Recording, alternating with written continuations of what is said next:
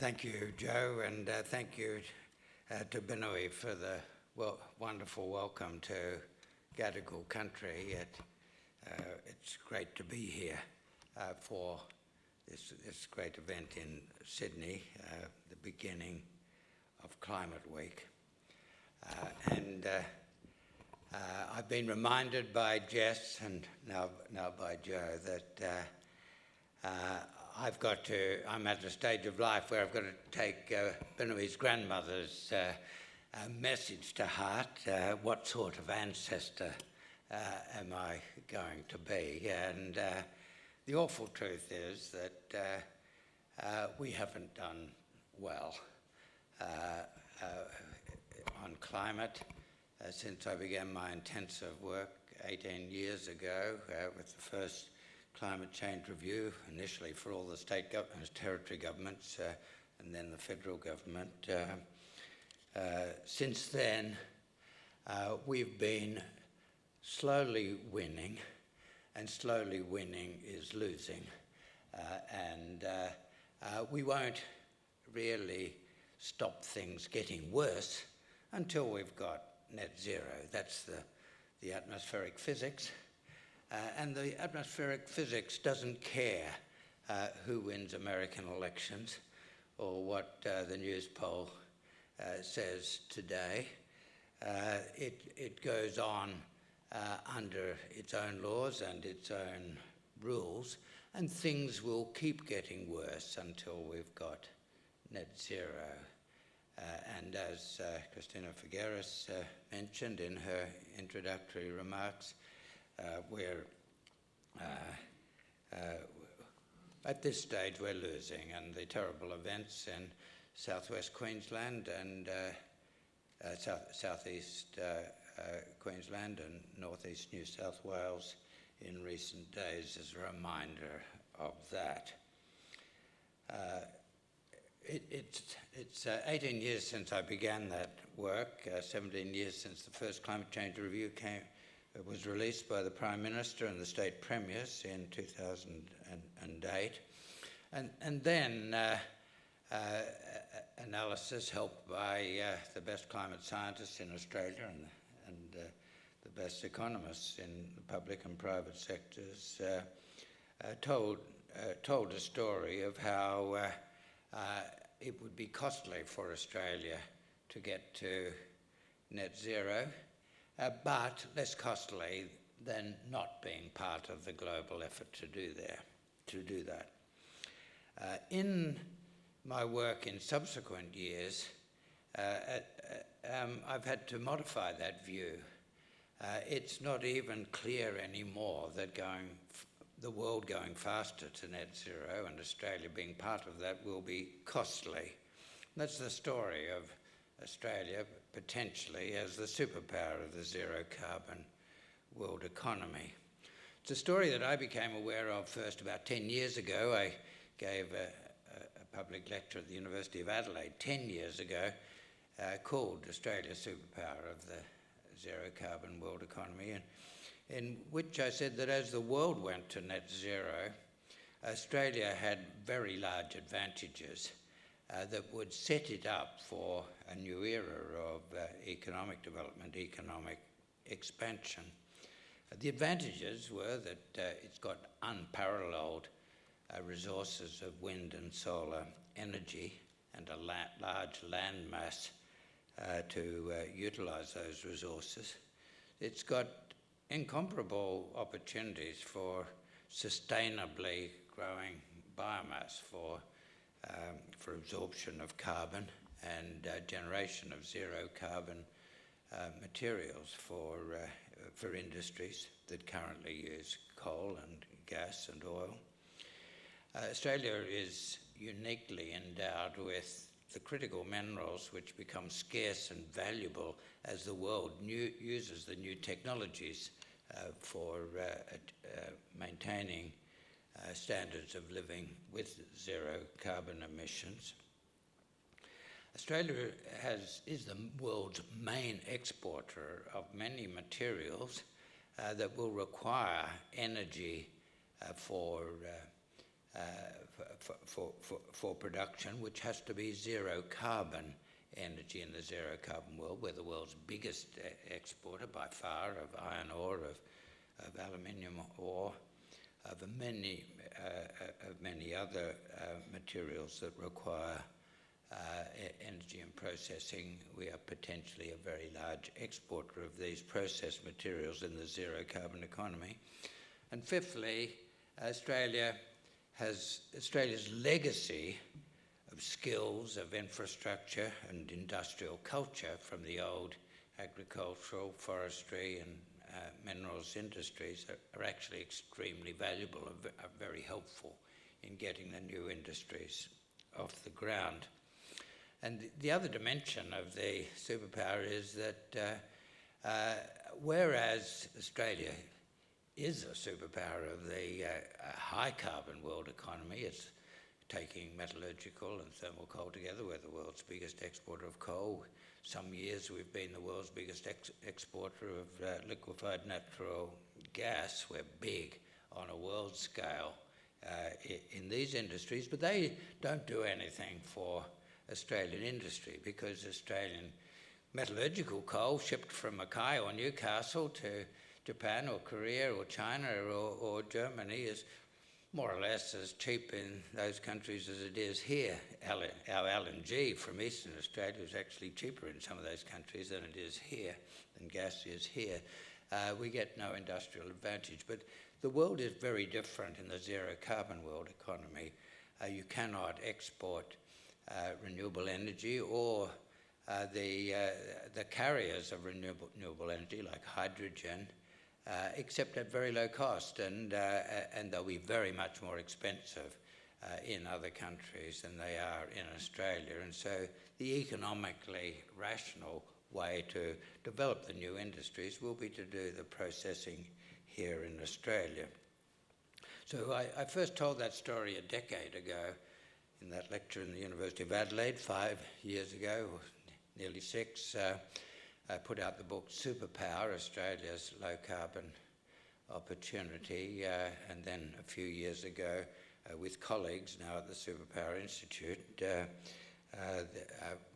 Superpower Transformation, which went into the nitty-gritty of how we develop a lot of the new industry. Well, how have things changed, especially since that book, the Superpower Transformation, came out 3 years ago?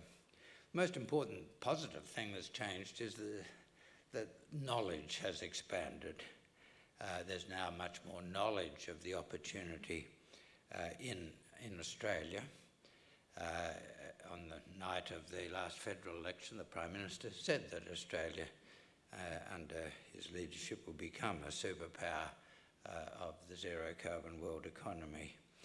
Just yesterday or Saturday night in Perth, the Premier of Western Australia, acknowledging his election victory, said that the main objective of his government in the next term would be to build a future made in WA from West Australia's zero carbon resources, its renewable energy and other resources. And mentioning WA, I'll just mention that we have with us today in the room Jessica Shaw, very able and effective parliamentarian in Western Australia over the last couple of terms of government, who has chosen to make the rest of the next stage of her career outside politics, and didn't stand for re-election, but has joined the Superpower Institute to lead the work in Western Australia to help to expand understanding of what we need to do to use Australia's wonderful opportunity. There's been growth in knowledge in other countries about how they have difficulty decarbonising completely from their own renewable energy resources, and how they can use goods made in Australia to assist their decarbonisation.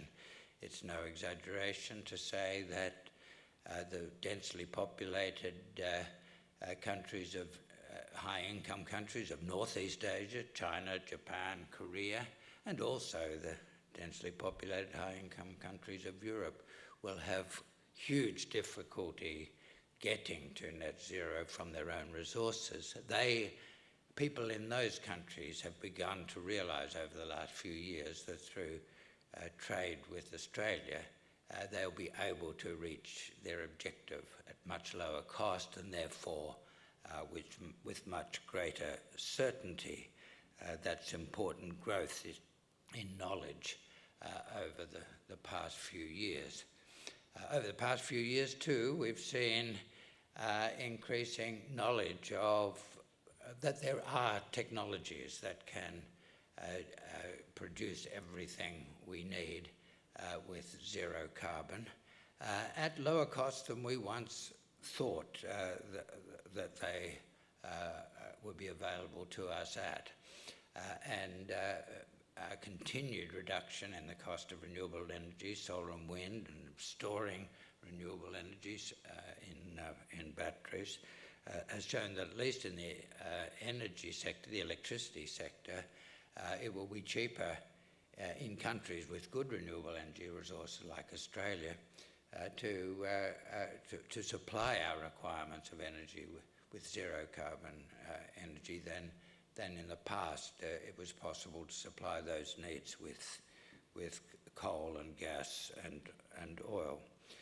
There hasn't been as much growth in knowledge about how we do it. Australia's had a bit of a battle with this, and as a result there's some disillusionment about the prospects of moving ahead with manufacturing industry, for example, based on hydrogen and renewable energy. That so far is a failure of how. It's not the knowledge of the opportunity has been expanding. So far, we haven't been very good at doing it, and we're going to have to get better at implementing policy. We're going to have to, in business, get better at doing things in different ways. And the Australian economy is characterised by oligopolistic organisation, which makes it particularly resistant to innovation. We've got to break through that, and it will probably be new companies, companies that are currently unknown or small, that do the innovating, because the old oligopolists don't do that very well. And we're not very good at bureaucracy. We make everything very complicated and heavy-handed, and we need to get better at introducing incentives that are economy-wide, that everyone understands they're there for anyone who meets the criteria, that does things without carbon emissions, that don't require complex bureaucratic processes to qualify for support. We're unfortunately very good at bureaucratic complication in government and in business. We won't play the role that we can play in the world of zero carbon without breaking through that. It's only through those general rules that any company can take advantage of, that markets can work their magic in innovation that we see in many areas of the world economy. Internationally, there's been important change over the last few years. First of all, in increasing knowledge of the technologies that can get us to zero carbon at relatively low cost. And in Northeast Asia and Europe in particular, as I've mentioned, there have been very important developments in the policy regimes that will make growth in the superpower trade possible. Europe has introduced what they're calling the border carbon adjustment mechanism, where from next year and increasing up to 2030, they will be introducing taxes on imports of goods that embody carbon. This is actually a very good thing for Australia because it will provide strong incentives for us to produce goods with zero emissions. And in Northeast Asia, in China, Japan and Korea, three countries, Australia's three biggest export markets for general goods, very important trading partners, happen to account for over a third of global emissions between them.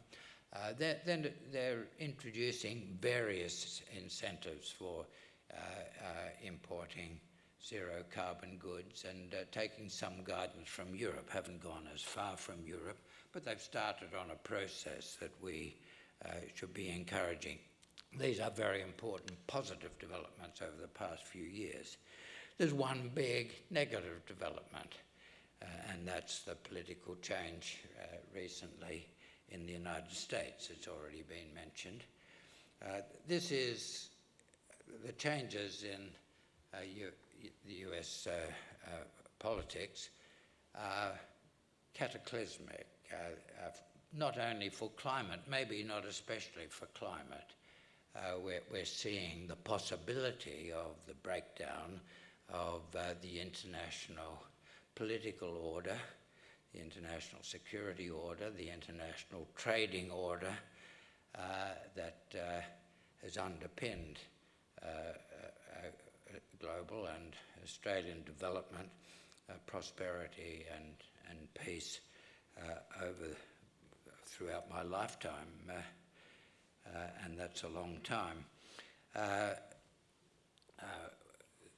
There's potential for very bad outcomes, and one of those very bad outcomes will be on climate if the worst comes to the worst. But terrible outcomes are not inevitable, and actual outcomes will depend on two things: what happens next in the United States and how the rest of the world responds to what's happening in the United States. And what happens next in the United States, the United States for a number of years has been following increasingly inward-looking policies on climate. That means that actions like the Inflation Reduction Act have accelerated decarbonisation inside the United States, been very effective in that, but in a self-contained way and in a way that's not particularly helpful to global decarbonisation. The US, currently accounting for about 8% per annum, has to decarbonise if the world is to be decarbonised. So even if it is very inward-looking and protectionist, as the IRA was under President Biden, it's still very important in the global effort. It's not going to be very easy for Mr. Trump and those who are supporting him simply to reverse those Biden policies. The biggest beneficiaries of the new industries are actually in states that voted for Mr. Trump and whose Congress people in the Senate and the House of Representatives are going to have to vote for repeal of the IRA and other actions. The biggest beneficiary is Texas, which now accounts for more than twice the renewable energy production of California, which had been a global leader. There's been a boom of renewable energy and industry associated with renewable energy in Texas. Mr. Trump will not be able to repeal the IRA without those Republican congressmen who have supported Mr. Trump voting to end the Texan economic boom. That may mean that they commit political suicide if the democratic political system continues. And they may choose not to commit political suicide. So it's not certain that even inside the United States it will be easy to reverse the very powerful tendencies. For the rest of the world, the US is not a very big player in trade in zero carbon goods with the rest of the world. It was never going to be an important market for Australia as the superpower. What matters is what other countries do in response to what's happening in the United States. The US has withdrawn from the Paris Agreement. That in itself is very unfortunate. The biggest misfortune would occur if that leads to a reduction in global scientific effort, cooperative scientific effort, which has been sponsored by the United Nations Framework Convention of Climate Change over the past several decades. That would be the biggest misfortune, unless the rest of the world steps up and decides to do more. And so far, the signs in the rest of the world are not so bad. There's no sign yet of Europe weakening climate commitments. There's no sign of Japan and Korea weakening climate commitments. There's even a sign that China, which has been moving very rapidly over the past couple of years, there's as much investment in China in renewable energy, zero carbon energy last year as in the rest of the world put together, and there are signs that China sees a geopolitical opportunity in America pulling back from climate action. It may actually do more. It's important that Australia joins the countries that maintain effort or increase their effort as the Trump administration takes the United States back. Amongst other things, that will make it more likely than that in a few years' time, the turn of the political wheel in the United States will see the US return to participation in global cooperation.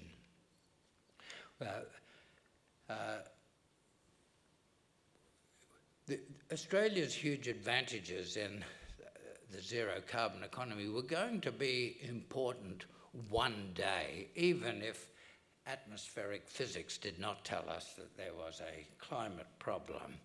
The world does not have infinite resources of readily accessible coal and gas and oil. And as we saw in the Chinese industrialization in the first decade of this century, as the developing world industrializes, moves on to the living standards of the developed world, we find that that mining of coal and oil and gas has to take in more distant, lower quality, less accessible resources of fossil carbon, and prices rise. There was a 400% increase in the price of coal and gas and oil in the first decade of this century as a result of Chinese industrialization. That would have introduced incentives for renewable energy, for alternatives over time, and Australia would have been a beneficiary of that.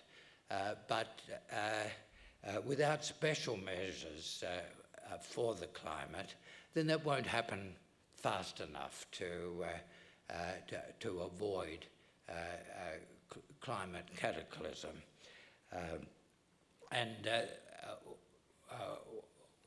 What would have been a benefit that Australia enjoyed over the centuries has to be a benefit that Australia grasps and gives to the world over the next few decades if the world is to get to net zero in time to avoid terrible outcomes.